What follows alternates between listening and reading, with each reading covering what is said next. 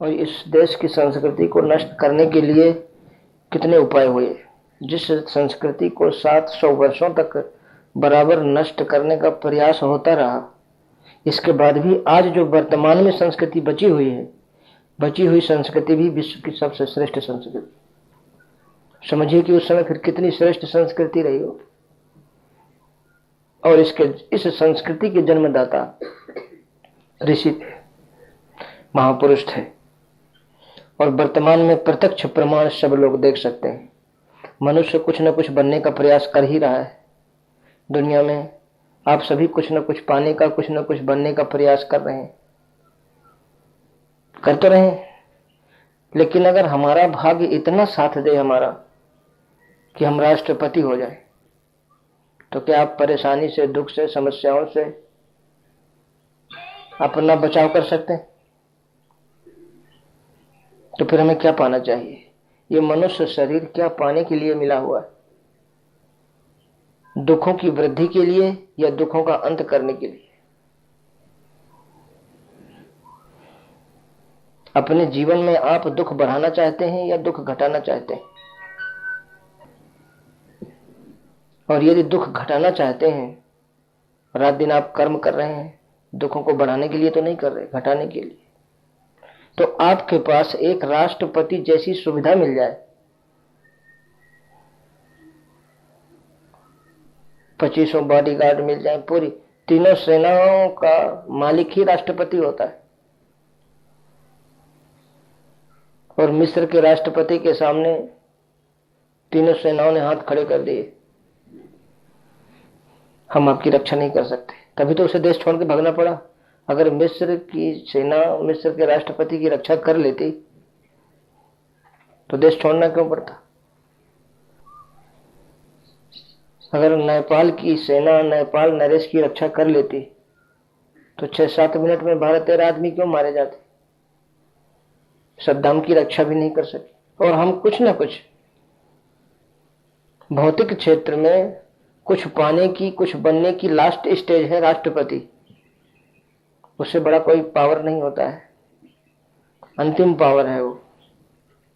मतलब supreme court का भी चैलेंज हम राष्ट्रपति के यहाँ करते हैं। सुप्रीम कोर्ट के फैसले को भी बदलने की शक्ति राष्ट्रपति में होती है। ये तो खैर मारे गए, परेशान किए गए, भगाए गए, लेकिन जॉर्जिया के राष्ट्रपति ने तो सुसाइड किया था, आत्महत्या ही कर ली। तो जिन राष्ट्रपतियों ने 30 साल तक देश की बागडोर अपने हाथ में संभाली, आज वो अयोग्य क्यों हो गए? बुद्धि वही है, सब कुछ वही, और वो धन उनके जीवन को अपमानित होने से नहीं बचा सका। आप पढ़ते हैं, लिखते हैं, कुछ बनते हैं, लेकिन सब कुल मिलाकर के उद्देश्य तो धन है की प्राप्ति है ना। धन तो उन्होंने कमाया, धन तो आपके देश में ये सब 500-600 करोड़ का घोटाला करने वाले कमाए, लेकिन उस धन से अपने जीवन को अपमानित होने से तो नहीं बचा पाए। पूरे विश्व के सामने शीशा लेकर हो रही है। और ये भी नहीं, उसे छोड़कर जाना भी है। तो भारत की जो संस्कृति थी कि सम्मान के साथ हम जीवन यापन करते हुए परमात्मा की छत्र छाया में सदैव निरंतर आगे बढ़ते रहे, और परमात्मा की छत्र छाया कभी हमारे ऊपर से ना आए। हमारा प्रयास यही तो रहता है कि प्रधानमंत्री की दोस्ती मिल गई, मुख्यमंत्री की मिल गई, तो ये हमेशा बनी रहे, है कि नहीं? आखिर ये जितने बने हैं, जिनको हम बहुत पावरफुल, जिसको लाइफ मानते हैं, और प्रयास रहता है कि ये हमारे घर रोज आया करें। अपने घर में तो वो रोज आते जाते हैं, उसी घर में रहते ही हैं, लेकिन उस घर में आने वाली परेशानी को नहीं रोक पा रहे। चाहे राष्ट्रपति हो, चाहे प्रधानमंत्री हो, चाहे कलेक्टर हो, चाहे एसपी हो, चाहे डीजीपी हो, अपने घर में तो रोज आते जाते हैं ना। अगर वो आपके घर में आने जाने लगे रोज, तो उससे क्या फर्क पड़ता है? जैसे उनका अपना घर रहेगा वैसे आपका भी रहेगा, ज्यादा होगा तो अगर वो अपने घर जैसा आपको आपका घर भी अपना समझने लगे, वो स्वयं जानते हैं कि हमारे घर की कंडीशन क्या है। घर में विशेष सम्मानित नहीं रहते हैं, भाई घर तो घर है, और घर में कोई भी समस्या आती है तो एक सामान्य व्यक्ति की तरह वो भी परेशान दिखाई देते हैं। देते हैं कि नहीं देते? असहाय दिखाई देते हैं। अभी यही राष्ट्रपति जो भगे भगे फिर रहे हैं, जाने किसके किसके सामने, हम आपको दिखाई तो नहीं देता, लेकिन जाने फोन में किससे किससे गिड़गिड़ाते होंगे, भाई हमारी परिस्थिति सुधार दो। दिखाई तो नहीं देता ना,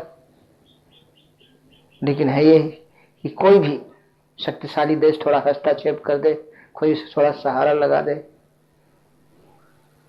तो उस मूल चीज को हमारे ऋषियों ने, जो ये हम पर्व मनाते हैं, पर्व का मतलब ये एक सबसे बड़ा धोखा है कि लोग अमोद प्रमोद, नए कपड़े पहन लिए, हंसी खेल कर लिए, थोड़ा संगीत कर लिया।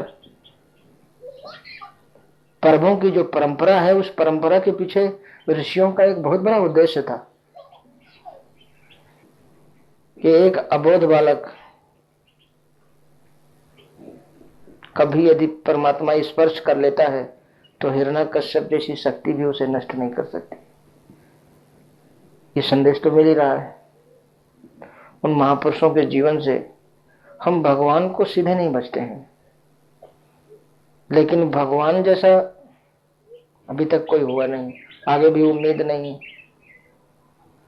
किसी भी परमात्मा के अलावा जितने भी हम जानते हैं, भूत भवानी देवी देवता, किसी के जीवन में ऐसा संदेश मिलता है जैसा भगवान कृष्ण ने किया। एक गरीब ब्राह्मण को जो सामने जाने में सकुचाते थे, उनको अपने आसन पे बिठाया। किसी राष्ट्रपति से मिलने जाओ तो अपने आसन पे बिठाएगा? आपको अलग से डलवा देगा। कलेक्टर के पास जाओ तो अलग से कुर्सी डलवाएंगे?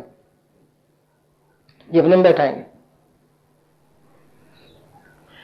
भगवान कृष्ण वहां महापुरुषों के यहाँ गरीबी और अमीरी का कोई वो नहीं रहता है। हृदय की भावना कैसी है, और दरवाजे पे गए लेने के लिए और ला करके अपने गद्दी पे बैठाया, सिंहासन पे बैठाया, पैर धोए। तो ये आदर्श महापुरुषों ने, जबकि वो कुछ मांगने गए थे। तो भारत की जो संस्कृति की, जो कोई मांगने जाता है उसका भी कितना सम्मान करना चाहिए। और आप लोगों के दरवाजे कोई मांगने जाता है तो आप लोग कैसे मिलते हैं? पता भर चल जाए कुछ मांगने आया।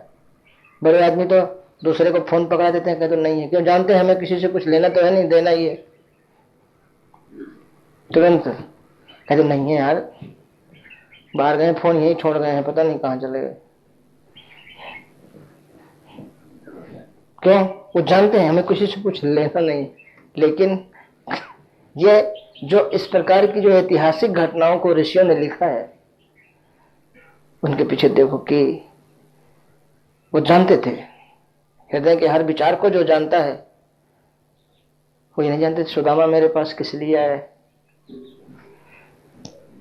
तो एक महापुरुष से छल किया था, बस झूठ बोला था। गुरु माँ ने चने दिए थे, वो अकेले खा गए। बोले सुदामा झूठ बोल गए, वो तो कहीं गिर गए। जिंदगी भर गरीबी झेलनी पड़ी और अंत में निराकरण भी वहीं हुआ। और कृष्ण इशारा भी कर दी। वो चावल की पोटली छिपाए थे ना, बोले यार ये तो तुम पुरानी आदत तुम्हारी गई नहीं। और उसी कारण से हाय महादुख पाए सखा, तुम आए इतने न कितने दिन खोए, तुम पहले क्यों नहीं चले आए? सुदामा की हिम्मत नहीं पड़ रही थी, गलती तुमने किया था, पहले आ जाते। ऐसा कहीं अगर जिनकी हम पूजा करते हैं ईश्वर के अतिरिक्त, उनके कहीं भी ऐसा इतिहास मिलता हो कि अपने जैसा बना दिया। इधर द्वारकापुरी थी और जब सुदामा ने लौट करके देखा अपने घर जाके तो कुछ भी अंतर नहीं था। इधर सुदामापुरी, उस भक्त को भगवान अपना धाम दे देते हैं, अपने जैसा ही बना देते हैं। सीता ने भगवान से सोने का मृग मांग लिया तो सोने की लंका दे दी, जितना मांगा उससे करोड़ों गुना ज्यादा। ऐसा उदाहरण तो कहीं मिलता नहीं, लेकिन लगना होगा सीता की ही तरह। भगवान ने डरवाया भी सीता को कि विपिन विपन विपत नहीं जात बखानी, लागत है थी पहाड़ कर पानी। पहाड़ी पानी, अरे लीवर खराब हो जाता है, तुरंत जो है डायरिया हो जाता है, आदमी खत्म, होमोग्लोबिन डाउन हो जाता है। लागत है थी पहाड़ कर पानी, विपिन विपत नहीं जाए बखानी। तो मोहम्मद चलो, बोले नहीं हम सेवा करें। कष्ट उठा के सेवा। फिर भगवान को थोड़ा दुख भी हुआ, तो इतनी सेवा के बाद भी सोने की तरफ मन विचलित हो गया। हिरन तो बहुत देखा था, लेकिन सोने का हिरन पहली बार देखा। अगर हिरन के प्रति मन आकर्षित होता तो तमाम हिरनों की मांग हो जाती ना, बहुत से देखे थे, रोजे मिलते थे 10 20 50। लेकिन सोने की तरफ मन आकर्षित हुआ, मतलब सोने के प्रति हमारा आकर्षण। तो प्रहलाद के जीवन में बहुत संकट आए। तो भगवान के रास्ते पर चलोगे चाहे संसार के रास्ते पर, दोनों में संघर्ष है, संकट है, मृत्यु दोनों तरफ है। चाहे परिवार की सेवा करते करते मरे, समाज की सेवा करते करते मरे, देश की सेवा मरना है, यह भगवान की चुनाव हमें करना है। मारीची की तरह, मारीच ने देखा कि अगर मैं आज रावण का आदेश नहीं मानता तो रावण मार देगा, और इसका आदेश मानता हूं तो आज राम मार देंगे, लेकिन इसके हाथ से मरना ठीक नहीं।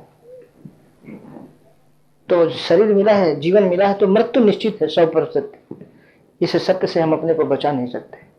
तो भगवान की सेवा करते करते मरना अच्छा है। समाज की तो हम करते ही आए, अगर उनकी सिफारिश से हमें अच्छा जीवन मिलता तो आज यहां होते, हम यहां पर बैठे नहीं होते। कोई चाहता है कि मेरी संतान विषम परिस्थितियों में जन्म लेकर के और परेशानी से गुजरे? आज इन्हीं परिस्थितियों से हम सब गुजर रहे हैं। तो जिनकी सेवा करते आए हैं उनकी कृपा से यदि हमको अच्छा जन्म अच्छी जगह मिलती तो आज हम सब लोग बहुत अच्छी जगह पे होते। इसीलिए महापुरुषों ने उदाहरण दिया, गीध से दिया कि गीध राम काज कारण तनु त्यागी, हरिपुर गयो परम बड़भागी। राम काज,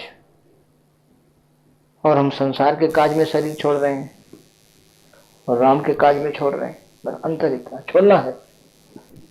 इस सत्य से आज तक पृथ्वी का कोई व्यक्ति अपने आप को नहीं बचा पाया है। यह सत्य हमारे जीवन में एक बार आएगा, और आने से पहले यदि हमने सही निर्णय ले लिया तो हमें पीछे नहीं लौटना, हमें आगे ही बढ़ते जाना है।